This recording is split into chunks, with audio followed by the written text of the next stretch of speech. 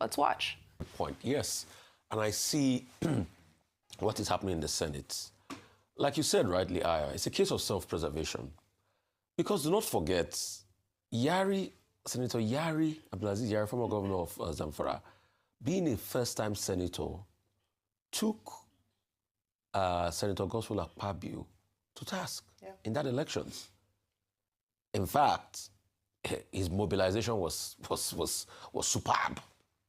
And you know what I mean when I say mobilization. I don't need to say anymore. And it was very neck and neck. It was close. I think it was about 63 to 40-something votes. Yari could have nicked it, despite the fact that the whole architecture of the party was behind Akpabio. But you could still get 40-something senators that still voted for Yari, which was outstanding. Then a couple of the senators kept on saying, how can somebody that's not ranking that's just come in? Because also, if Yari had won that election, it would have been interesting. Correct me if I'm wrong, that would have been the time one of the first-timers just got into the Senate and nicked it like that. So, since then, they've tried as much as possible to be able to amend the law.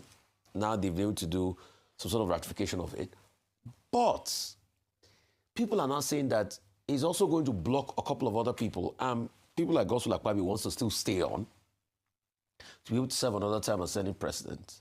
But I'm sure he's going to have very strong competition in the likes of Okpebholo Bamidele and the likes.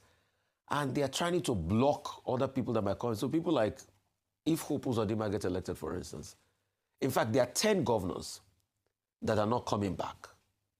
And, which is not supposed to be, but we've turned governorship into a graveyard, Senate into a graveyard for former governors, retirement home.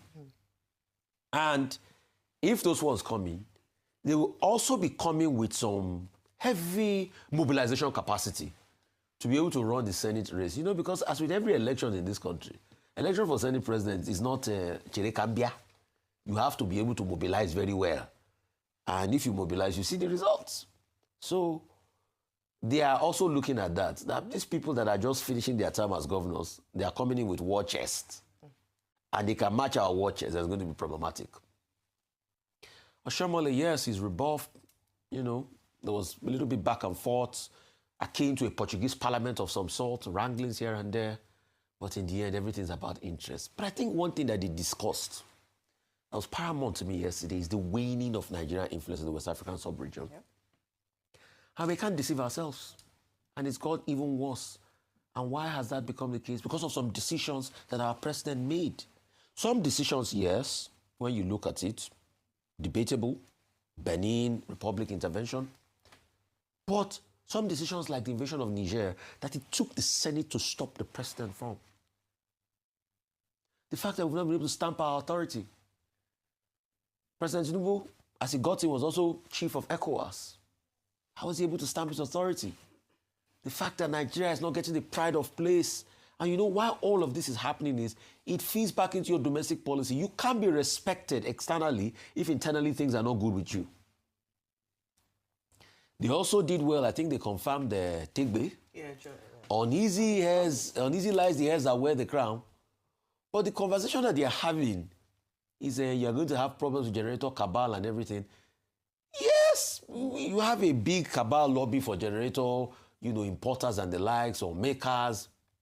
But I think the paramount thing is how he can solve the problem on ground with the grid. He's also giving himself a matching order that is going to solve, because the problem with the grid has to do with investments. Where is the money? Is it a country that we could barely even feed in our investment in the healthcare sector? Is it a country where most of the budgetary allocation doesn't get met? Is it a country where the president says, oh, we've met our revenue target non-oil? Former minister was saying otherwise. We have not really seen an uptake in FDI, foreign direct investments. So money is a big problem. I mean, we are projecting over 6-something trillion.